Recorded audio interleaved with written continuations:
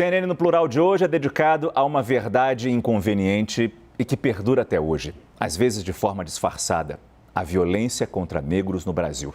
Um tema que, embora não seja nada novo, ganha outra dimensão quando tem forma, quando tem nome e sobrenome e relatos chocantes de situações rotineiras que passam despercebidas, principalmente para quem não tem a cor da pele como um alvo. A reportagem é do Kleber Rodrigues.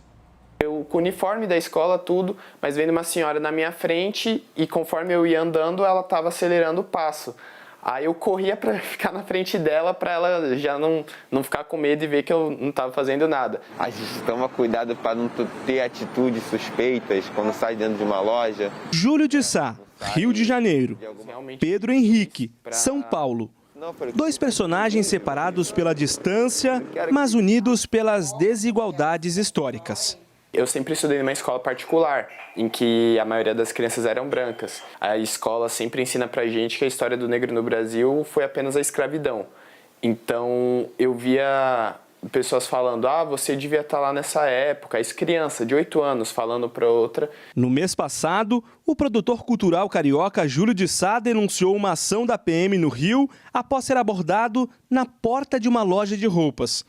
Ele procurou a polícia e o caso está sendo investigado como racismo. Eu fico imaginando o que poderia ter acontecido naquele dia se fosse 11 horas da noite no centro do Rio. O que o policial poderia fazer ali. Tenho temor por essas vezes da forma abusiva ela transitar entre a minha vida e a morte. A violência que mata a população negra é retratada em números. Segundo o Instituto Sou da Paz, entre 2012 e 2019, a taxa de mortalidade por homicídio de jovens negros foi 6,5 vezes maior que a taxa nacional. A gente encontra um resultado que se mantém ao longo do tempo, né? em que há uma desigualdade muito grande de gênero e de raça em relação às vítimas. Como é um problema estrutural, a gente vê os piores indicadores para a população negra também em outras áreas, né? No acesso à saúde, no acesso à educação, né? No desempenho, né? escolar. Já um estudo do Fórum Brasileiro de Segurança Pública e do Unicef aponta que das 35 mil mortes de jovens entre 2016 e 2020 no Brasil, a grande maioria tinha entre 15 e 19 anos. Desse total, 80% das vítimas eram negros.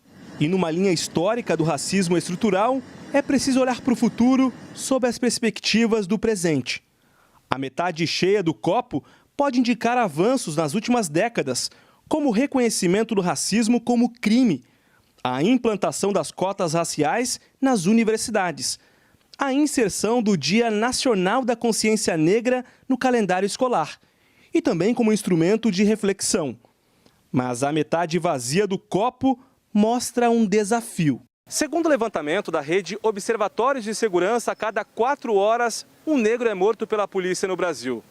Das mais de 2.600 mortes em ações policiais no ano passado, cerca de 83% das vítimas eram negras.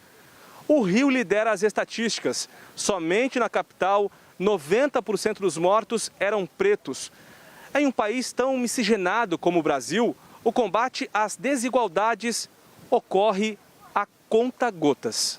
Pessoas negras que estão mais vulneráveis, elas muitas vezes não veem a polícia como um órgão de proteção, mas como algo que ela precisa se defender, que ela precisa ter códigos, né, para provar rapidamente de que ela não é uma ameaça, para garantir a sua própria vida. A nossa luta diária é não ser estatística, é construir uma nova estatística dos jovens que trabalham com o que gostam, que se formam, que pensam em construir família, que vão prosseguir vivos. As famílias passaram a aconselhar, né, os seus entes para poder saber como vai enfrentar o racismo na sociedade brasileira. Que não é um comportamento de confronto, mas é um comportamento de ter consciência e cada vez mais que tem aparecido essas atitudes racistas têm aumentado a reação a ela.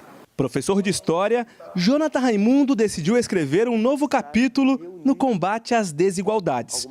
Fundou o Papo com Griot, projeto que reúne centenas de jovens negros do Rio de Janeiro e oferece a informação como ferramenta de empoderamento para uma sociedade mais justa. Quanto mais eu conheço a minha história fora desse domínio colonial, mais eu vou descobrindo que eu sou lindo, descobrindo que eu sou herdeiro, que meus ancestrais são os criadores da matemática, que o Império do Congo é o Império do Ouro, sabe? E aí quando você vai descobrindo isso, você, então eu não sou só o criminoso, eu não sou só o escravo, eu não sou só aquilo que é o vazio de produção de civilização. Então isso é poderosíssimo.